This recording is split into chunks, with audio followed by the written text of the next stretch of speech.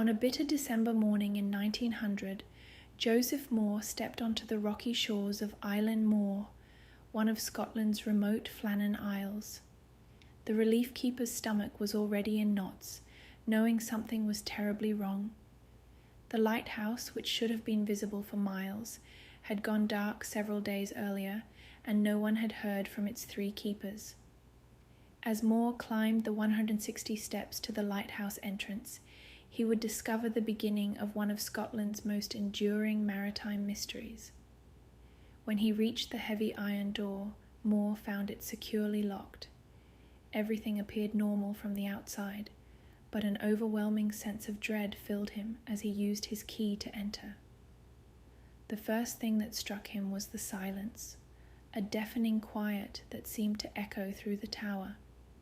Inside, the usually immaculate lighthouse was in complete disarray. In the kitchen, a chair was knocked over. An overturned chronometer had stopped at 4:20. The lighthouse's log showed no entries after December 15th. Most disturbing of all, the oilskin coats that were essential for the keeper's survival in rough weather still hung on their hooks.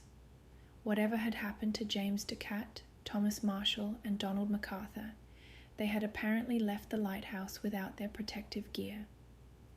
The mystery of the Flannan Isles lighthouse has captivated people for over a century, spawning countless theories and becoming deeply embedded in Scottish folklore. But to understand what might have happened to these 3 men, we need to step back and examine the days leading up to their disappearance. The lighthouse had only been operational for a year when the incident occurred.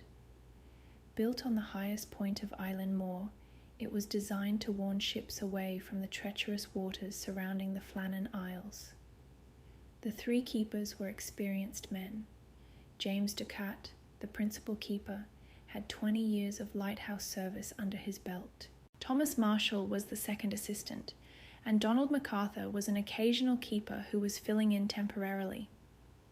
Their last known communication was on December 15th, when they noted in the log that the weather was severe, with strong winds and heavy seas. This wasn't unusual for the area. The Flannan Isles were notorious for their harsh conditions. But what happened after that final log entry has become the subject of intense speculation. The alarm was first raised when the steamer Archtor passed the island on December 15th and noticed the lighthouse was dark. The crew reported this upon reaching port, but given the remote location and harsh winter conditions, it took several days for a relief vessel to reach the island. This delay might have cost investigators crucial evidence that could have solved the mystery. When investigators pieced together the evidence from the lighthouse, they found some puzzling details. The kitchen table was set for a meal that had never been eaten.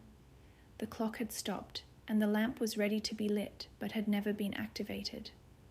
All of these details suggested something had interrupted the keeper's normal routine suddenly and dramatically. The most compelling clues came from Thomas Marshall's personal log, which was separate from the official lighthouse log. In the days leading up to the disappearance, Marshall wrote about Ducat being unusually quiet and MacArthur crying. On December 14th, he noted that all 3 men had been praying, which was unusual for experienced keepers. The final entry described severe winds, the likes of which I have never seen before in 20 years. Some experts believe the answer lies in the weather conditions. The western landing platform, where supplies were typically delivered, showed signs of significant damage. Massive waves had torn away iron railings and displaced rocks weighing over a ton.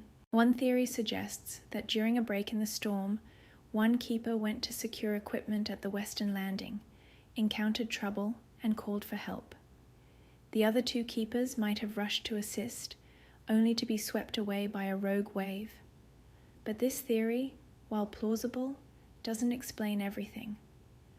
Why would experienced keepers venture out in such conditions without their oilskin coats? And if they were swept away while trying to secure equipment, why was the kitchen chair overturned and the meal left untouched? Other theories have emerged over the years, ranging from the practical to the supernatural. Some suggest that the men quarreled and the situation turned violent, though no evidence of foul play was ever found. Local folklore speaks of giant seabirds carrying the men away, or mysterious dark forces at work on the island. The island itself has a history steeped in folklore. The chapel ruins on Island Moor date back to the 7th century, and the island was named after St. Flannan, an Irish priest who later became a bishop. Local fishermen would often make the sign of the cross when passing the island, believing it to be a place of supernatural significance. Adding to the mystery is the fact that no bodies were ever found. The sea around the Flannan Isles is notoriously dangerous, with powerful currents that could have carried the men's bodies far from the island.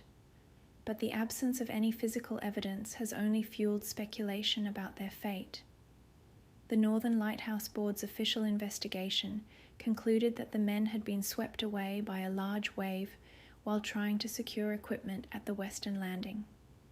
This explanation, while perhaps the most logical, has never fully satisfied those who study the case. The reports seem to ignore several inconsistencies, including the state of the lighthouse interior and the missing oilskin coats. The impact of the disappearance led to significant changes in lighthouse operations. The Northern Lighthouse Board implemented new safety protocols, including stricter requirements for keepers to remain inside during severe weather. They also eventually automated the Flannan Isles Lighthouse in 1971, eliminating the need for keepers altogether. The mystery has inspired numerous works of art, including poems, songs, and films. Perhaps the most famous is Wilfred Wilson Gibson's poem Flannan Isle, which captures the eerie atmosphere of the empty lighthouse and the enduring questions surrounding the keeper's fate. Modern investigations have attempted to solve the mystery using contemporary weather data and wave modelling. These studies suggest that the weather conditions on December 15, 1900, were indeed severe enough to produce waves capable of sweeping someone off the western landing. However, they still can't explain all the peculiar details found inside the lighthouse. Some researchers have proposed more unusual theories. One suggests that the keepers might have witnessed something they weren't supposed to see, perhaps illegal smuggling operations, and were silenced. Others point to the possibility of mass hysteria brought on by isolation and extreme weather conditions, leading to irrational behavior and tragic consequences. The psychological impact of lighthouse keeping shouldn't be underestimated. Keepers lived in isolation for weeks at a time, enduring harsh conditions and the constant sound of waves and wind. The Flannan Isles lighthouse was particularly remote, and the winter of 1900 had been especially severe. Could the psychological pressure have contributed to whatever happened that December day? What makes this case particularly fascinating is how it combines elements of a classic locked room mystery with the raw power of nature and the psychological effects of isolation. The lighthouse itself still stands on Island Moor, automated now, its beams sweeping across the same waters that may hold the answer to what happened to its keepers. The Flannan Isles mystery reminds us that sometimes the most compelling mysteries are those that remain unsolved. In the absence of concrete answers, we're left to contemplate the various possibilities, each theory revealing something about our own fears and fascinations.